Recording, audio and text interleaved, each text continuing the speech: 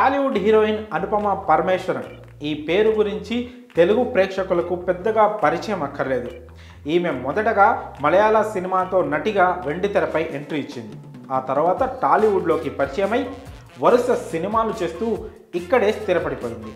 అయితే అనుపమ పేరుకు మలయాళ నటి అయినా ఈమె తెలుగులోనే ఎక్కువ సినిమాలు చేసింది. కానీ ప్రస్తుతం ఈ అమ్మడికి అవకాశాలు పెద్దగా రావడం లేదు. కాగా ఇప్పుడు అనుపమ చేతిలో 1-2 ప్రాజెక్టులు తప్ప కొత్తవేమీ లేవు.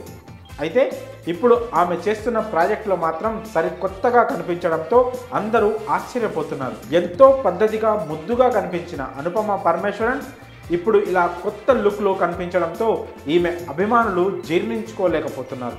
ఎందుకంటే ఒక ప్రేమం, ఆ శతమానం భవతి, ఉన్నదొకటే జిందగీ, హలో గురు, ప్రేమ కోసమే లాంటి సినిమాల్లో ఎంతో పద్ధతిగా కనిపించింది అనుపమ.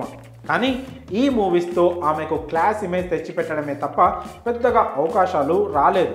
దీంతో రూట్ మార్చిన అనుపమ రౌడీ బాయ్స్ సినిమాలో ముద్దు సీన్స్లో నటించి ప్రేక్షకులను ఆశ్చర్యపరిచింది.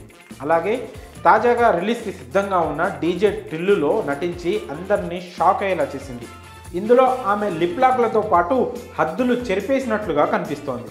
అలానే ఈ సినిమాలో హాట్గా కనిపించబోతుందని ఇప్పటికే అందరికీ అర్థమైపోయింది. అయితే అనుపమ ట్రెండ్కి తగ్గట్టుగా మారే ప్రయత్నం చేస్తున్నా అది ఆమె అభిమానులకు నచ్చట్లేదు.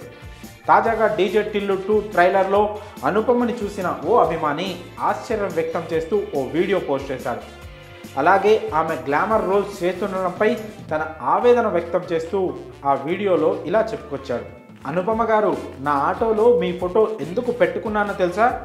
ఒకప్పుడు మీరు తీసిన సినిమాలు అలాంటివి. అలాంటి సినిమాలు చూసి మిమ్మల్ని ఇష్టపడని వారంటూ ఉండరు. ప్రేమం, శతమానం భవతి వంటి సినిమాలు ఎంత గొప్పగా ఉండేవి. అసలు శతమానం భవతి సినిమాలో మర్దలంటే మీలానే ఉండాలనుకున్నాను. దీని తర్వాత హలో గురు, ప్రేమ కోసమేరా, ఉన్నదొకటే జిందగీ వంటి సినిమాలు చేశారు. ఇప్పుడు మాత్రం రౌడీ బాయ్స్, డీజే టిల్లు 2 వంటి సినిమాలు చేస్తున్నారు.